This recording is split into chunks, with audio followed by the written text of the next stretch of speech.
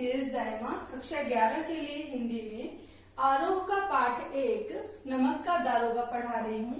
इसके लेखक हैं मुंशी प्रेमचंद जी। प्रेमचंद जी ने उस समय पर लिखा जब भारत में अंग्रेजों का राज्य था और भारत के लोगों पर नमक का कानून बनाया गया था। इसका अर्थ क्या हुआ कि भारत के ही संसाधन हैं, फिर भी उनके ऊपर अंग्रेजों का राज्य है और वो अंग्रेज उसके ऊपर राज कर रहे हैं और भारत के लोगों को उस नमक के लिए टैक्स देना पड़ रहा था, कर देना पड़ रहा था। इसकी वजह से क्या हुआ, लोगों ने चोरी करना शुरू कर दिया नमक की, और नमक के विभाग बना एक, जिसके कि नमक के दारोगा बने, जो हमारे पाठ का नाम है नमक का दारोगा। दारोगा मीन्स जो कांस्टेबल होते हैं, रखवाली करने वाले होते हैं, या उसके सिपाही होते हैं, नमक की देखभाल करने वाले, वहाँ के कानून की देखभाल करने वाले जो सिपाही होते हैं। तो यहाँ पर एक व्यक्ति है जिसका नाम है वंशीधर। उसने अभी अपनी पढ़ाई पूरी की थी, उसके बाद वो नौकरी की शुरुआत के लिए चलता है।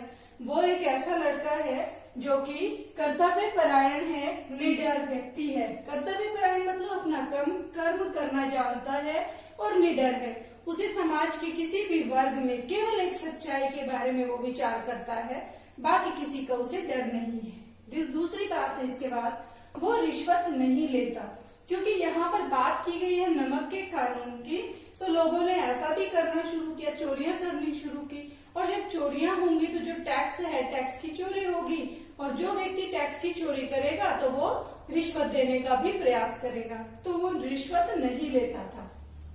नेक्स्ट पॉइंट है, उसका एक व्यक्ति से सरोकार पड़ता है, एक व्यक्ति से सामना होता है जिसका नाम है अलोपीदीन।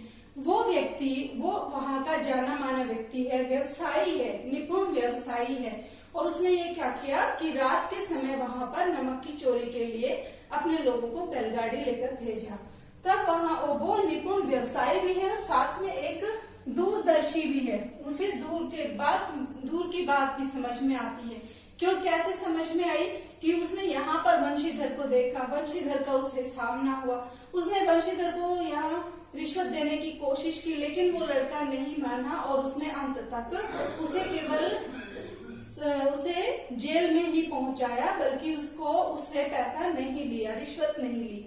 एक और अन्य बात है, यहाँ एक महत्वपूर्ण तथ्य है कि जब वंशीधर नौकरी पाने के लिए घर से निकल रहे थे, उस समय पर उनके जो पिता थे वृद्ध मुंशी, उन्होंने कहा था कि बेटा ऐसी नौकरी ढूंढना जिसमें कि ऊपर की कमाई ज्यादा हो।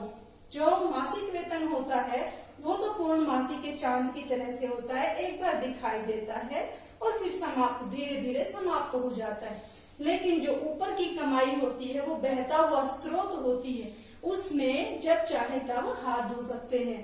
तो वृद्ध मुंशी के माध्यम से लेखक ने क्या बताना चाहा है कि समाज में रिश्वतखोरी का बोलबाला था, लोग रिश्वत लेते थे।